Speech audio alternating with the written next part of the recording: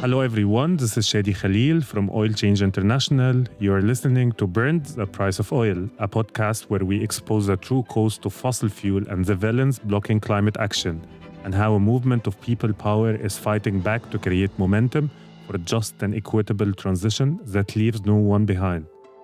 Joining me on this episode, Dr. Amiera Sawas, Head of Research and Policy at the Fossil Fuel Non-Proliferation Treaty. Welcome, Amiera. I'm very excited to have you here. Thanks for having me. For our listeners, Amiera has worked for almost 20 years at the intersection of climate change, gender and social justice and public participation. And Amiera, I've known you for, I don't know how long, it might be over 7 years maybe, engaging on different pieces around communication and climate change and how communities actually experience and define climate change. And we had our first project in some of, I think, 4 countries in Middle East and North Africa. So I'm excited.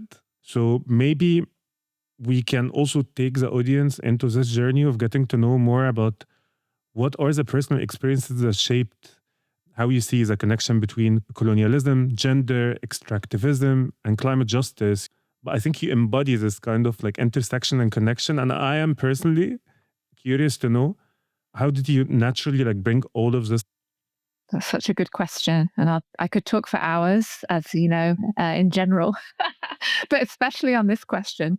So I come from a family that have been affected by colonialism in different ways with different levels of privilege as well. So my dad's side of the family is Syrian. My mum's side of the family are Irish and working class, very working class. And so it was very present in childhood, the way that power can affect ordinary people and the systems of power that existed. But I didn't have the words. I didn't have the full language around colonialism, probably because of the more working class nature of my family history. So, I was one of the first people in my family to go to university, just as an example. And I remember even my first degree, which was in psychology, I was working on issues around Islamophobia and gender, women's rights, but I didn't have the language of colonialism. I didn't know how to articulate what felt uncomfortable. Just something didn't feel right. I never felt I always felt there was something wrong in the way that the world existed, and particularly issues around racism and discrimination. And that really catalyzed at 9/11, actually, when 9/11 happened. Obviously, I'm in the UK. Despite the sort of working class background in my family, we were socially mobile. And so I had the privilege of, for part of my childhood, going to private schools. And we were some of the only Muslim families. And after 9/11, the tone of my experience changed dramatically, and the way that people looked at and framed my family members. So that also became really present for me. So I always just felt a bit disconnected. And then when I was doing my studies, I just became more aware and learning about how the world had evolved, the role of the British Empire in the struggles that my own family had experienced was the language came, the privilege of education gave me the words. And then after my master's, which I did in global politics, where I learned a lot of this stuff. That was when the global recession hit. So the concept of macroeconomic shocks and stresses became really present at that time. I graduated into a very difficult market, but I got the first job that I could. And the first job that I could was for a reputation management consultancy, which was a former kind of offshoot of Edelman, the PR agency, which many of you know about because of their relationship to fossil fuels now. And a lot of the clients that I was working with were dealing with the environment. And I started to become aware of the role of corporations in the environment in the global south and climate change. And I just had this crisis where I was like, what am I going to do with my life? Because what I'm doing right now is possibly supporting greenwashing. So I did a PhD, which was on climate change, basically. And it was initially on water governance in Pakistan. And then the mega floods of 2010, 2011 happened. So it became about climate change very dramatically. And being there and witnessing and playing a role in doing research on the issue opened my eyes to many things that are important for me now. One of them was what's my role as a mixed heritage woman who's half white with all the privileges that comes with access to the education I managed to have? What's my role in countries in the global south? And I obviously went in with a bit of the white savior syndrome. And then I realized when I was there, there's so many experts that aren't getting the access and opportunities that I am to talk about climate change and to talk about injustice.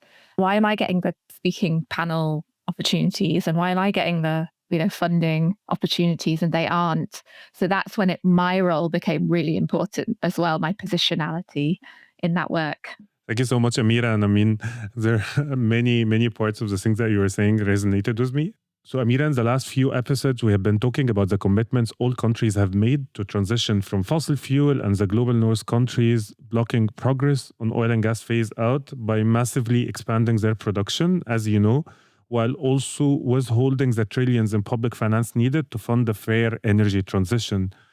But in this episode, we are just hoping to go deeper and dive into the just transition and how it looked like to decolonize our energy and economic systems in a way that can enable a just transition where we can see a potential of transformational change and not only reproducing extractive dynamics and moving from fossil fuel extraction to critical transitional mineral extraction. So from extraction to extraction.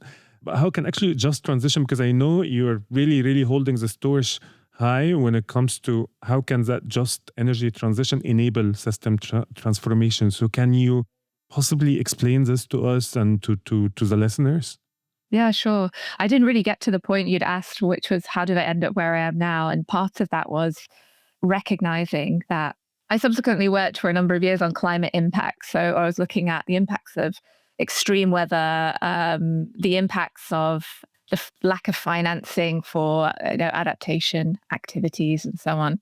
But it started to become very clear that, while it's critical to understand the impacts, the root causes are not being addressed.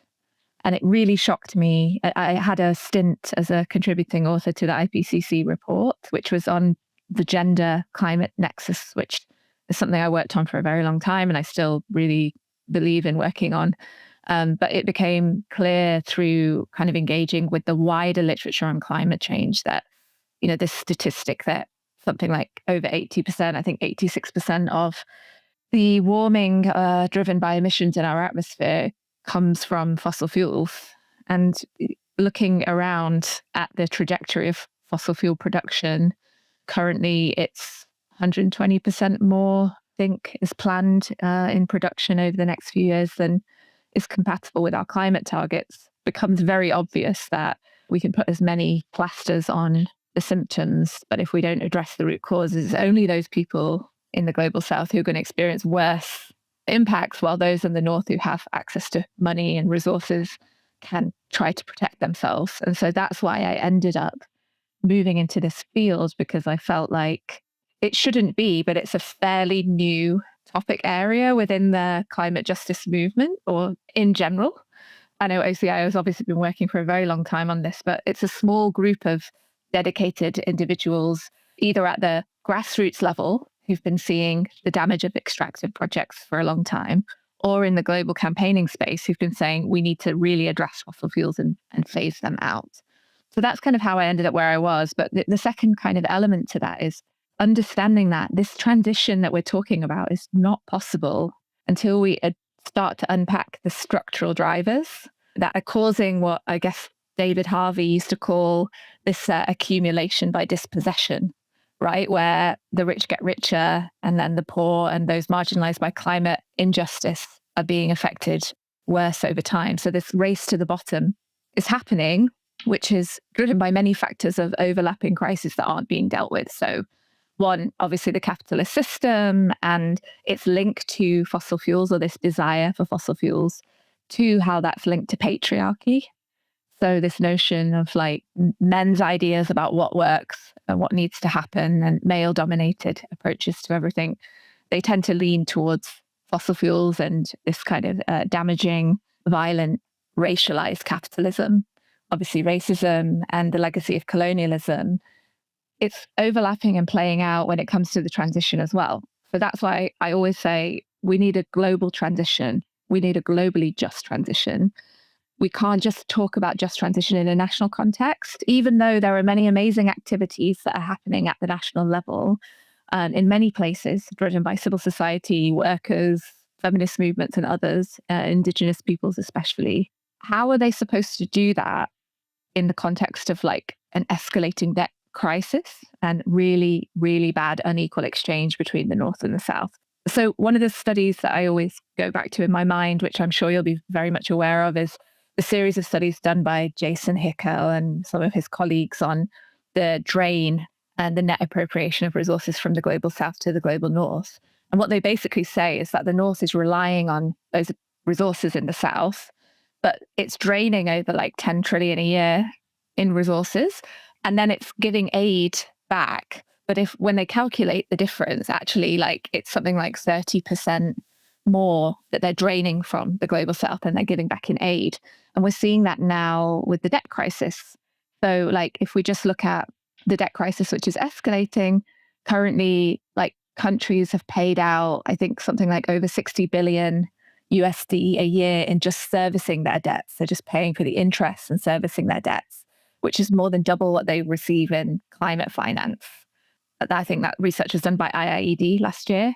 And so what we're seeing is debt is surging. And when debt is surging, the fiscal space is shrinking. And so there's no space for climate solutions, there's no space for just transition. And then when you also look at that, you see that who gets most affected by the debt crisis, it's those who are marginalized structurally anyway, particularly women and girls. So from my perspective, you can't talk about a just transition without dealing with the structural drivers of injustice. And also reflecting on this, that like with every transition, there's someone who loses and someone who wins. And I think that the work that you're leading and how you're leading the work is quite key, because we don't want a transition where that the minority are the one who's winning out of this, which is the rich top 1%, but you're looking into how the transition can actually work in the benefit of that global majority, making sure that we look into the rules of the game to be fair and actually benefit the most vulnerable, but also, as we have been saying in this podcast, the most vulnerable, the community, they are not the minority. We are the global majority. And this takes me to one of the, I would say, the most hyped spaces. It's a UN climate talks, space where we go every year to negotiate rules and regulation around climate change and in relation to the Paris Agreement. That this year, it's the 10th anniversary of the Paris Agreement. So it's been 30 years, and just it's 2 years ago where it was the only first acknowledgement of the root cause of climate crisis, which is fossil fuel. I think 3 years ago now, which is, for me, is crazy. It took them 28 years to acknowledge the root cause of climate change just within the space. So it's quite slow. But I know that you and the treaty are working, among other mechanisms, to create more accelerated impact. So can you tell our listeners a bit about the treaty, how it started, and what's the vision? Sure. So the Fossil Fuel Treaty, I think it's an idea that emerged from a number of different spaces. So I think there were stakeholders in the Pacific. Obviously, small island developing states are facing the worst existential crises of climate injustice, and we're not seeing the progress on the biggest driver that they wanted to. And separately, there were kind of activists, climate justice activists, who were also saying we're not seeing enough. And the challenge with the Paris Agreement and the UNFCCC is the lack of a kind of binding accountability framework. So, of course, the goals, particularly now that fossil fuels are at least named, in principle, the goals of kind of working collectively to bring down emissions is and in line with common but differentiated responsibilities as it's articulated in the UN system. It's good. It's a good goal. It's a goal to celebrate. But what is happening, and we know this as we're crashing through 1.5 degrees, which is the target that was set to stave off the worst, most disastrous climate change. As we crash through that target, we can see that there's something missing.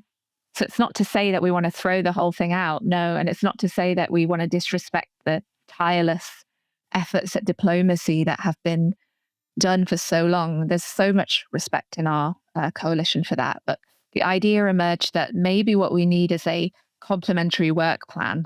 like a complementary mechanism or instrument, as it would be called in international law, which can actually create the conditions where you actually name the cause in a way which feels productive and planned, rather than naming it in a way which feels like this bad thing, this bad guy, and let's just not go there and let's not deal with it. And anybody who's using fossil fuels is bad. And that's not helping, right? What would help is looking at the problem and saying, is there a plan that we can develop which is equitable? And so, yeah, these ideas sort of emerged, and then it was really championed by Pacific states. They first had a political declaration called the Port Vila Call, which stated the intention to phase out fossil fuels. And then the campaign around the Fossil Fuel Treaty, led by Zipporah Berman, our chair and founder, and many of our colleagues and networks, kind of really grew from there. So the strength is that it comes from both government and civil society, which is not super common. So we're in the initial stage, which is getting the countries on board. And part of that is creating incentives. So basically saying to governments, why should they, particularly those who are currently extracting fossil fuels or those who feel that they should, we're making a case to them that it's not in their long-term interests anymore to continue extracting and producing fossil fuels. And that is a complicated argument, but it's not untrue. The evidence is consistently showing us, particularly for countries in the global south, it's not in their interest to extract fossil fuels. And I know a lot of OCI's work also shows us that. But we need to make that case in as plain language as we can, with economic argument as much as the moral argument, because most folks that you talk to, whether they're from a big petroleum exporting state or whether they're from a small island state, will acknowledge that the climate crisis is there, and will acknowledge that there's an agreement under Paris to move away from the situation that we're in. But there needs to be the political conditions to enable that. So we're working really hard on that, and environmental incentives are almost like the carrot to draw in. I mentioned the debt crisis because when you speak to governments, particularly in Africa, which is really suffering with debt injustice, Latin America, the Caribbean, because they're not accessing financing, which many of our colleagues are campaigning hard about, there's been such a poor response of responsible governments transferring the finance that they have committed to the global south. They can't actually take those steps, many of them, away from fossil fuels. Many of them can access financing for fossil fuels at interest rates that are much lower than accessing financing for renewable energy and economic diversification initiatives, whether that's from international financial institutions or in bilateral deals. For many of the countries, they're saying the debt crisis and climate action should not be compounding each other. It should be the other way around. So we should be able to take action to move away from fossil fuels and take climate action that also reduces our debt crisis. And that's not what the system is set up to do at the moment. So we're working on mechanisms around how can we support nations to reduce their debt, and how can we support nations to access more fair finance for transition activities? How can we support them to build guardrails around the activities to ensure that they are in line with long-term social justice, development agendas, and economic sovereignty? Because many of the big deals out there, as you said earlier, there are major risks around green colonialism.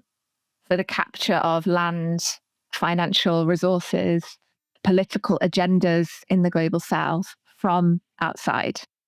When we speak about green colonialism, it's can you explain it to our listeners more? Yeah. Like, what does it really entail in that sense? Well, obviously, if you look at how economies of the global south, why are they struggling now with issues around debt and unequal exchange? It's because the large majority of countries that were colonized, their economic systems were set up by this kind of extraction of raw resources to be imported to the north for our lifestyles, basically. So the raw materials get exported to the north, and then they get produced and manufactured here. And sitting in the UK, businesses and governments in the north get to benefit from that. But that sort of degrades their environments and it makes it very difficult for them to become economically sovereign. So when the green projects come in, unless there's something different about how they're conceptualized and implemented, you're going to have the same pattern of extraction and profit in the north, which is dispossessing from the south. So if we look at, for example, some of the minerals which are necessary for renewable energy technologies, lithium, I think cobalt, copper, many of the countries that actually possess those resources are in the global south. And so it's of great interest for countries in the north to go in there and get deals and get that stuff out so that we can build our smartphones and our electric cars and say that we're doing climate action. But also a lot of the land on which you find those resources is indigenous lands as well, where there's customary land rights. And this is something I worked on in Pakistan and Kenya and some other places. A lot of the land laws in those countries that were formerly colonized are still colonial era land laws, which allows governments to just take the land, right? And so they can make a big deal. They can make a big mega project saying, oh, we'll have a big lithium mine, but that could displace many, many people. And there aren't rules necessarily around labor laws. So I've looked at big mega projects, for example, in the South, where the funding comes from external actors and they don't have to comply with any labor laws in the implementation of those projects because they've made an international bilateral deal with that government. So sometimes they bring in prisoners from other countries to do the work. Sometimes they make local people work in ridiculous conditions. So they're not only extracting the land and displacing people, they're violating people's rights. I remember in one of the conferences, I had the most provocative presentation where I've seen a German organization having the map of Egypt and putting solar panel on the entirety of the desert in Egypt and saying, imagine if this entire area was covered in solar panel, it will be able to power Germany. And I was like, this is not an empty land. There is biodiversity here. There are communities here. Desert is not an empty land. And I feel it's crazy how those things are being perceived as solutions, because at the end of the day, it's not benefiting the people.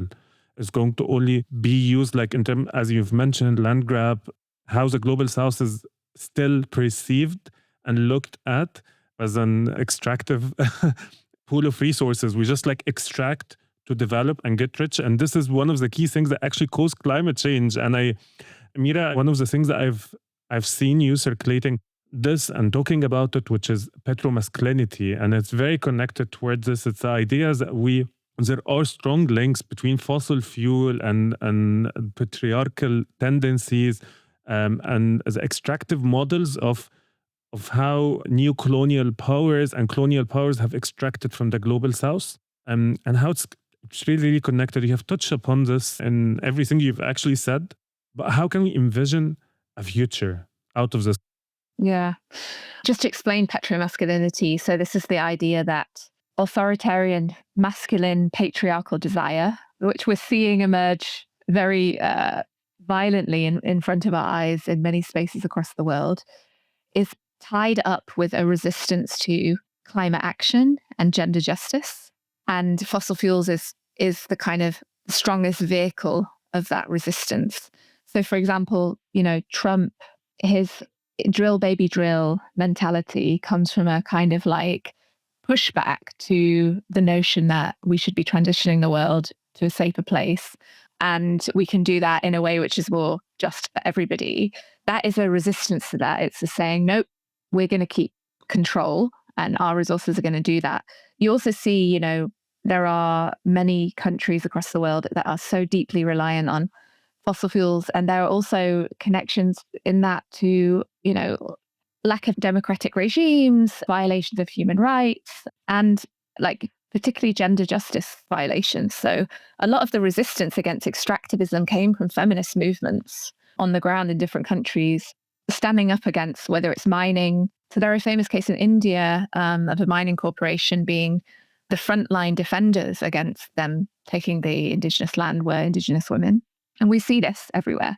So what we don't see, which is part of the problem, is the response of the climate movement and the response of philanthropy and the response of governments that say they care about addressing inequalities, injustices, climate issues. They're not putting their money where their mouth is when it comes to solutions.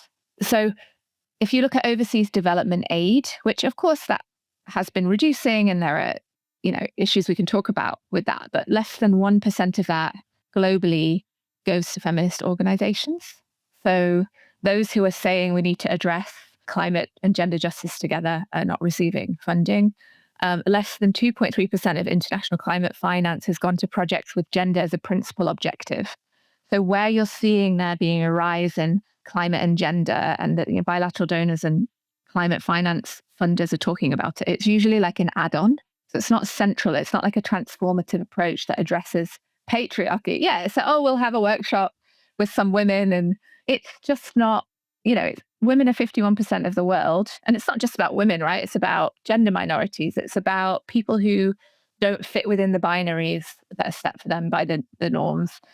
But the other thing that's happening now, which is connected to this thing of, authoritarian masculine rule, is a pullback even on that funding.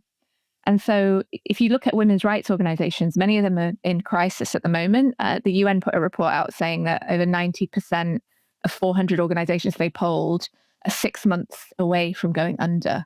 So like the frontline defenders who have been the ones that have come up with the most transformative ideas a lot of the time on climate justice are the ones who are having that funding called. And we're not doing enough, I think, as a global movement to redirect our own resources and to call on decision makers to fund them. Amiera, it's as you have mentioned, that this kind of work is really not only about representation, but it's really about the vision and what the feminist work actually brings on the table. And one of the things that were tackled in the previous episodes is the knowledge, whose knowledge counts, and how some, I would say, sci-fi technologies around the transition, energy transition, like come in count as more valuable than what's considered by feminists, for example, like community knowledge, like how women, indigenous communities have actually mobilized and have solutions every day, and they carry this knowledge, but those knowledge are not Western. They don't have the credentials, so they don't get the space on the table to be mainstream, to be actually applied in that sense, and how it's important to reclaim that narrative and shape the solutions as being put on the table. So if you can tell us about like this part around knowledge, and how can knowledge, like in the concept of just transition of indigenous people, of communities, can actually come in the front and forefront specifically of the just energy transition?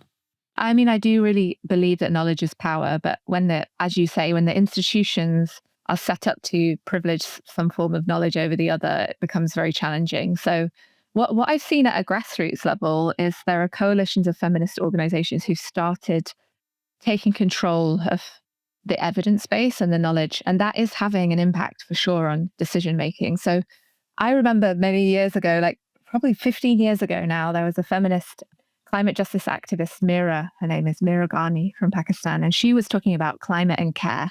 Before anybody else that I knew was talking about it, she was talking about the fact that there's this care economy, women and girls and other marginalized people are doing so much to hold up society with their free labor, and that's being decimated additionally by climate impacts, worsening their exclusion. So we need to address this.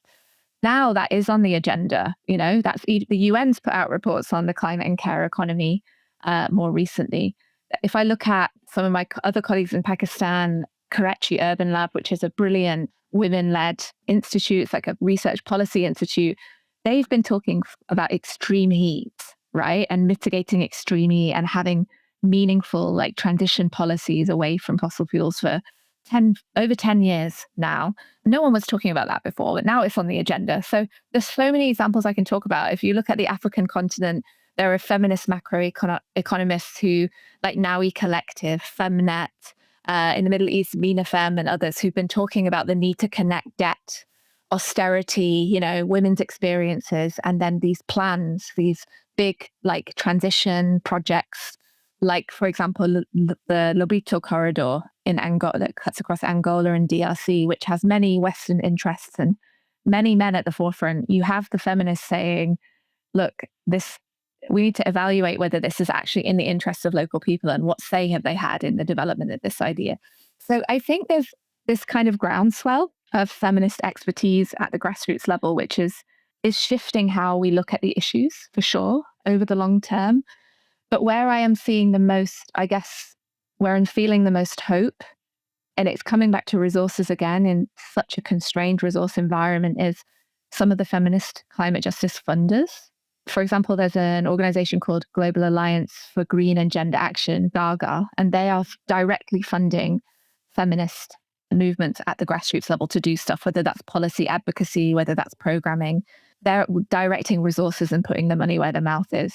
And I really feel that's what needs to be amplified, because I think the solutions and the knowledge, they're being generated anyway, but a lot of people are doing it at great expense. A lot of them are doing a lot of free labor, and that is just not in line with what a just transition would actually look like.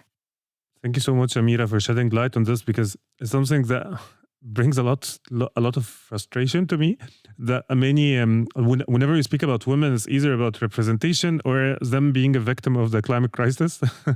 as crazy, because there is a lot of solutions coming out from feminist school, from women specifically in communities. If you study this kind of work, you would know that there are the strategists of the communities in terms of like curating solution, and really like even within climate crises, if you look really, really close and you see what happens, you understand that they are really leading the transition, and they are the key resource when it comes to this. It's not really a checkbox of like having women on the table. I think it's essential, and it's really, really around the solution. And despite this, you see a lot of men dominating the decision-making process around the transition specifically. And yet, as I've mentioned, like on community level, you see them like leading on local organizing. So I see a lot of this like differentiation in decision making and policy making. It's the men, it's hyper masculine space of like men, and then communities led by women. How can we transform this?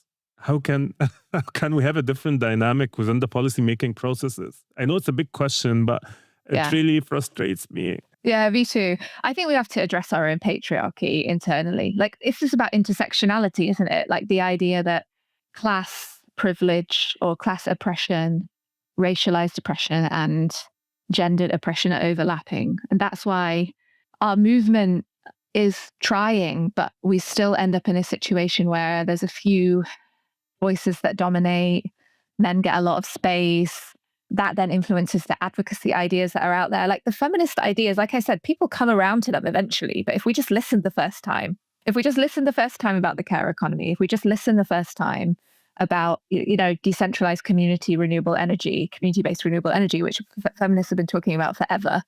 If we just listen the first time about the role of gender norms in like local decision-making dynamics, like if we listen to the link between climate change and security, or the transition and security, feminist research has been talking about this forever and saying, look, let's think about how we interact with each other, and let's think about the norms in our society and how power is distributed, and let's not compound that and make it worse.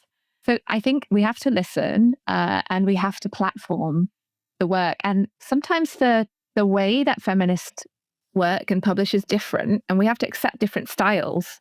Like I've noticed over the years when I've worked with feminist organizations, a lot of the activists, especially younger ones, they want to use art, they want to use creativity, they want to do zines, they want to do music. And I've seen that stuff doesn't get taken as seriously as like your standard report with the organizational logo. Yeah, but like the ideas are fundamental. So we should interrogate our own because this is white supremacy playing out. Like, what do we value and what do we think is a good piece of research? So I think that's the first thing. We have to do it internally. And then second thing is we have to celebrate the contributions when they happen, because I don't think we do fully. Like if you look at the breakthroughs, even at the global level, like where are the best ideas coming from, or where are the ideas coming from that are actually cutting through? Even if you look at the most privileged climate space, the negotiators, senior government officials, it's people like Mia Motley, right, who are coming up and saying we need to break. And I'm not saying I fully agree with the whole Bridgetown Initiative proposal, but it's people like that who are standing up saying this is unacceptable. Like if you look at like Colombia, like of course President Petro is key, so is Susana Mohammed. It's often the women who are willing to say what the others won't say. And I can bring this to a very present issue, which is the issue of genocide, right, which is connected to all of these issues, because that's another exposition or exposure or like outcome of just the most vile forms of systemic oppression. It's often women like Francesca Albanese and others who are willing to put themselves on the line and say this is what's happening. And it's often men, especially privileged men, who decide to step back and preserve themselves And we're so used to experiencing, especially women of color, we're so used to experiencing exclusion and oppression that it's just par for the course, right? So we just think, no, we're going to say it anyway. Being labeled angry, irrational, aggressive, like all of those labels. Yeah. We're so hysterical and so aggressive. But in the end, 5 years down the line, you're going to agree with us anyway. So I think platforming and really engaging is one, and putting money into their work, because the majority of feminist organizations don't get core funding. So what are they doing? They're going project to project. They're getting little crumbs from philanthropy. I mean, again, philanthropy is only giving, I think, less than 2% globally if philanthropy is going to feminist climate justice work. So how are they supposed to flourish without any resources? Thank you so much, Amiera. And thank you so much for giving us this light of hope and with the work that you're leading. And as you have mentioned, the treaty is really, really providing a way forward in that sense. But it's not only about the way forward, it's about the how of getting there. And this is what you have been presenting throughout this amazing interview. That makes me proud to call you a colleague and a friend. It has been an honor having you with us on this episode of Burn, the Price of Oil. Thanks so much for joining us for this episode of Burn, the Price of Oil. Subscribe and stay tuned for the next episode for more conversations, uncovering the hidden cost of fossil fuels and imagining the just energy futures that we want. Don't forget to rate us and review us on whatever app you get your podcast on. For more information, you can always check our website at oilchange.org and follow us on social media at Price of Oil. Thanks a lot for listening.